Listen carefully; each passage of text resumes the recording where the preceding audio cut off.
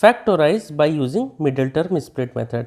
यह जो क्वेश्चन हम करने वाले हैं यह क्लास 8th में भी है, 9th में भी है एंड क्लास 10th में भी है। और ज़्यादातर यह भी देखा गया है कि क्लास 10th वाले बच्चे भी इस क्वेश्चन को सॉल्व करने में गड़बड़ कर देते हैं। ठीक है, तो देखिए, तो सबसे पहले तो हम समझते हैं कि यह इक्वेशन क्या है। यह जो इक्वेशन है यह है क्वाड्रेटिक इक्वेशन। तो क्वाड्रेटिक इक्वेशन क्या होती है? क्वाड्रेटिक इक्वेशन किसको कहते हैं? क्वाड्रेटिक इक्वेशन हम उसको कहते हैं जिस इक्वेशन की हाईएस्ट पावर या फिर जिसकी डिग्री 2 हो। तो चलिए इसको सॉल्व करते हैं। तो देखिए, जैसा कि हमारे मेथड का नाम मिडिल टर्म स्प्लिट है। मिडिल टर्म का स्प्लिट का मतलब है, देखिए 3 टर्म है, तो 3 टर्म में से जो बीच वाली टर्म है ये मिडिल टर्म है, इसको हमें स्प्लिट करना है, यानी कि इसको हमें तोड़ना है। 2 पार्ट में तोड़ देंगे, यानी कि 2 टर्म हम इसकी बना लेंगे। वो कौन कौन सी 2 टर्म होंगी? देखिए, सबसे जो पहली वाली जो टर्म होती है यानी स्क्वायर वाली, जो वेरिएबल का स्क्वायर होता है उसका जो कोफिशिएंट होता है, जैसे यहाँ पे वाई स्क्वायर का कोफिशिएंट है 1, यहाँ कुछ भी नंबर नहीं है तो यहाँ 1 छुपा हुआ है, वो 1 और लास्ट वाली टर्म, इनको मल्टीप्लाई करके देखते हैं पहले। तो देखो 1 × 6 कितना आएगा? 6 आएगा। अब हमें ऐसे 2 टर्म चाहिए या ऐसे 2 फैक्टर चाहिए जिनको मल्टीप्लाई करने पे आना चाहिए कितना? 6।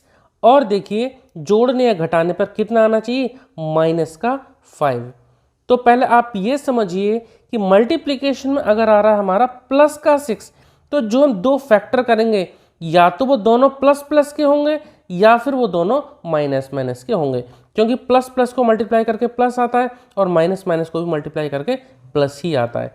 अब उन दोनों का सम आना चाहिए -5। देखिए, अगर मैं यहाँ -2 लेता हूँ और -3 लेता हूँ तो देखिए कितना आएगा? -5 आ जाएगा। -2 -3 कितना हो जाएगा? -5 आ जाएगा। और अगर -2 और -3 को मल्टीप्लाई करते हैं तो देखिए कितना आएगा? ये भी माइनस का, ये भी माइनस का, मल्टीप्लाई कर रहे हैं तो माइनस इंटू माइनस प्लस आ जाएगा, यानी 2 3 जा 6 आंसर आ जाएगा। तो हमें ऐसा ही नंबर चाहिए जिनका मल्टीप्लिकेशन आए 6 और जोड़ने या घटाने पर आए जो मिडिल टर्म का जो कोफिशिएंट है यानी कि -5। तो हमारे नंबर क्या हो गए? -2 और -3। ठीक है, अब हम मिडिल टर्म स्प्लिट का मतलब यहाँ पे जो मिडिल वाली टर्म है इसको तोड़ के -2 और -3 लिख देंगे। कैसे लिखेंगे? देखिए, वाई स्क्वायर को तो हम ऐसे ही रहने देना है, वाई स्क्वायर को हम ऐसे ही रहने देंगे, -5y की जगह हम लिख देंगे -2y और -3y, -2y -3y। ठीक है, और लास्ट टर्म को हम ऐसे ही रहने देंगे। ध्यान रखना कि सिर्फ हमें जो बीच वाली टर्म है इसको ही तोड़कर 2 पार्ट में लिख देना है। अब देखो आप, -2 -3 कितना हो जाएगा? -5 ही आ जाएगा, और -2 को -3 से मल्टीप्लाई करेंगे तो यहाँ जो 1 और जो लास्ट टर्म है यानी 1 × 6 6 उतना ही आएगा। ठीक है, अब हमें क्या करना है? अब हमें पहली और दूसरी टर्म से कॉमन लेना है, ऐसे ही फिर तीसरी और चौथी टर्म से फिर कॉमन लेंगे। अब देखिए कॉमन कैसे लेंगे? वाई स्क्वायर और 2y, इनमें क्या कॉमन है? वैसे देखा जाए तो वाई स्क्वायर का मतलब क्या होता है? y × y, और 2y का मतलब 2 × y, तो दोनों में y तो कॉमन है, तो हमने यहाँ पे लिख दिया y, लगा दिया ब्रैकेट। ठीक है, स्क्वायर था यानी y × y था, एक y बाहर ले लिया, क्या बचा? अंदर एक y बचा। माइनस लग रहा है, माइनस लगा देते हैं। -2y, ये y हमने बाहर ले लिया है, क्या बचा? सिर्फ माइनस का 2 बचा। ठीक है, ब्रैकेट बंद कर दिया। अब ऐसे ही इन दोनों टर्म से कुछ कॉमन लेते हैं। देखिए क्या कॉमन आ सकता है? यहाँ पे 3 है और ये 6 है।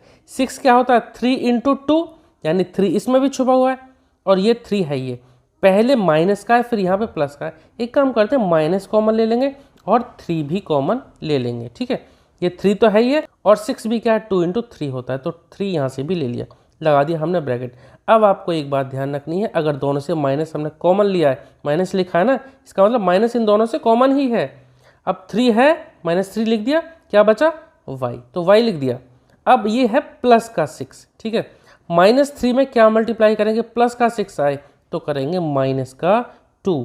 ध्यान रखना 6 क्या था? 2 × 3, 3 बाहर ले लिया, क्या बचा? 2, तो जो बचा वो हमने यहाँ लिख दिया। अब आप सोचेंगे यहाँ तो प्लस था, यहाँ माइनस कैसे आ गया?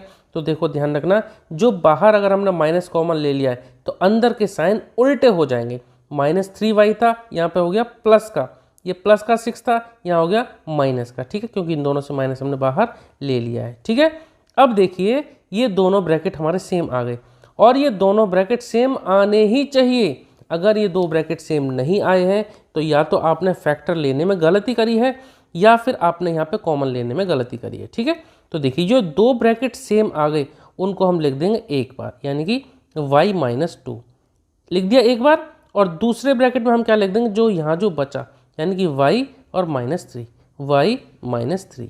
इस तरह से ये हमारा पूरा क्वेश्चन हो गया है। इस तरह से हमारे मिडिल टर्म स्प्लिट से ये 2 फैक्टर इस इक्वेशन के आ गए। ठीक है, चाहो तो आप इन दोनों ब्रैकेट को मल्टीप्लाई करेंगे तो इतना ही आ जाएगा।